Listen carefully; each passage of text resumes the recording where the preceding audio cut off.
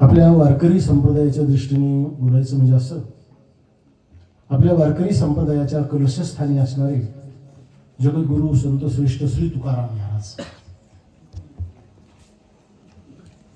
या तुकाराम महाराजांनी आपल्या जीवनामध्ये भगवान परमात्म्याच्या आदेशानुसार परमार्थाला सुरुवात केली. प्रत्यक्ष नामदेव राय आणि भगवान पांडुरंग परमात्मा स्वप्नात आले.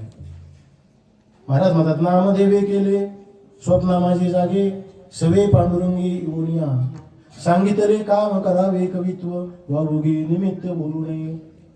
अशा प्रकारचा भगवान परमात्म्याने आदेश दिला आणि हिरीने प्रपंच करणारे जगद्गुरु तुकोबराय प्रपंचाच्या बाजूला झाले. सर्वस्वाचं दान केलं त्यांनी.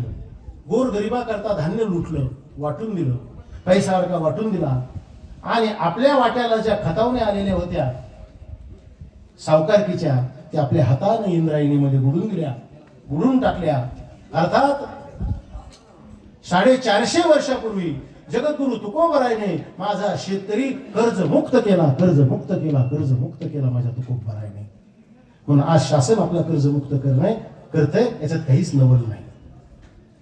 सावकारकीचा धंदा बंद केला तुकोबरायने, कर्जमुक्त केला शेतकरी आणि भजनाला लागली. तुकोबरायने सकाळी उठावं, स्नान, स्वच्छ मुखमार्जन करावं, स्नान करावं, भगवंताची पूजा करावी, गळ्यामध्ये विना आणि हातामध्ये चिपुळ्या घेऊन परमार्थ करण्याकरता, साधना करण्याकरता निघावं. त्या तुकोबरायचे साधन स्थळ 3 आहेत. एक आहे भंडारा, दुसरा आहे भामचंद्र आणि तिसरा आहे घोराड्या. या 3 डोंगरावर जगद्गुरु तुकोबरायने जावं आणि गळ्यामध्ये विना घ्यावा, हातामध्ये चिपोळ्या घ्याव्यात आणि भगवंताचं भजन करावं. नारायण नारायण श्रीमन्नारायण नारायण नारायण श्रीमन्नारायण नारायण नारायण भजमन नारायण नारायण नारायण नगद नारायण नारायण नारायण नारायण नारायण श्रीमन्नारायण नारायण नारायण. अशा प्रकारची नाम साधना जगद्गुरु तुकोबरायने करावी आणि ही नाम साधना तुकोबरायची फळाला आली आणि भगवंताने तुकोबरायची परीक्षा पाहण्याकरता एकदा वाघ होऊन आली, एकदा नाग होऊन आले, अनेक प्रकारे परीक्षा पाहिली आणि त्या परीक्षेत उत्तीर्ण झाली. तुकोबरायचं एवढं सुद्धा चित्त हल्लं नाही परमार्थात, भजनातलं चित्त एवढं सुद्धा हल्लं नाही, एवढा सुद्धा भजन तुकोबरायचं बंद झालं नाही आणि देवाला आनंद वाटला आणि प्रत्यक्ष भगवान परमात्म्याने जगद्गुरु तुकोबरायांना बाल रूपामध्ये भेटले. बाळ वेश घेऊन श्रीहरी भेटला. भगवान परमात्मा भेटले तुकोबरायला. ज्या ठिकाणी ही साधना केली, देवाने भेट दिली, अशी साधनं जगद्गुरु तुकोबरायांनी जे साधन केलं ते 3 डोंगरावरती, एक भामचंद्र, एक घोराड्या आणि एक भंडारा. ही जगद्गुरु तुकोबरायची डोंगर नसून ही तपोभूमी आहे आणि सध्याचं जे शासन आहे हे सध्याचं शासन या डोंगरावरती अतिक्रमण करू पाहत, मोठमोठ्या कारखानदाराला त्या जागा देऊ पाहत आहे करार करून. याचाच अर्थ असा आहे, जगद्गुरूची जी तपोभूमी आहे या तपोभूमीला तडा जाऊ लागलेला आहे. तपोभूमी नेस्तनाबूत होऊ पाहत आहे. तेवढ्या करता एक समिती तयार झाली.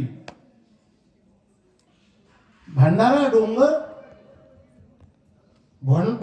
डोंगर समिती तयार झाली आणि त्या समितीमध्ये काम करणारी काही महाराज मंडळी आहे.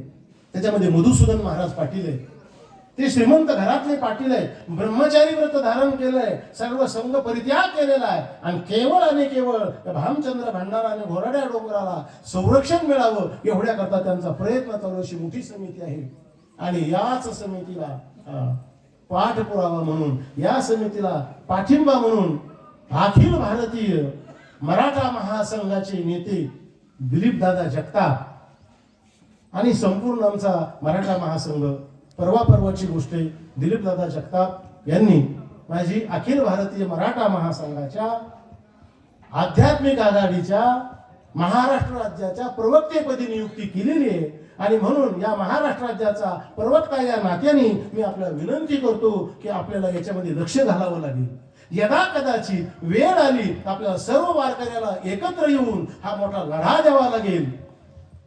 एवढंच नव्हे तर जसं मनोजदादा जरांगे पाटलांनी संविधानिक लढा दिला, मोर्चा काढला मुंबईमध्ये, तसा आपल्याला सुद्धा जर या शासनाने दुर्लक्ष केलंच, या शासनाने जर आपल्या या भंडारा भामचंद्र आणि घोराड्या डोंगराला संरक्षण नाही दिलं, आपल्या सर्व उभ्या महाराष्ट्रातल्या सर्व वारकऱ्यांना जात धर्म पंथ पक्ष विसरून एकत्र येऊन मुंबई सारख्या मोठ्या शहरामध्ये उपोषण करावं लागेल. आणि त्याच्याकरता आपणा सर्वांना या अखिल भारतीय मराठा महासंघाच्या आध्यात्मिक आघाडीचा प्रवक्ता या नात्याने सर्वांना विनंती करतो की ज्या वेळेला आपल्याला आदेश येईल त्यावेळेला आपल्याला सर्वांना एकत्र यायचंय आणि मुंबई सारख्या शहरामध्ये जाऊन आपला तो लढा द्यायचा आहे. त्याच्याकरता आपण सर्वांनी सामील व्हावं एवढीच आपल्याला विनंती करतो आणि माझ्या सेवेला विराम देतो. विठ्ठल जय जय.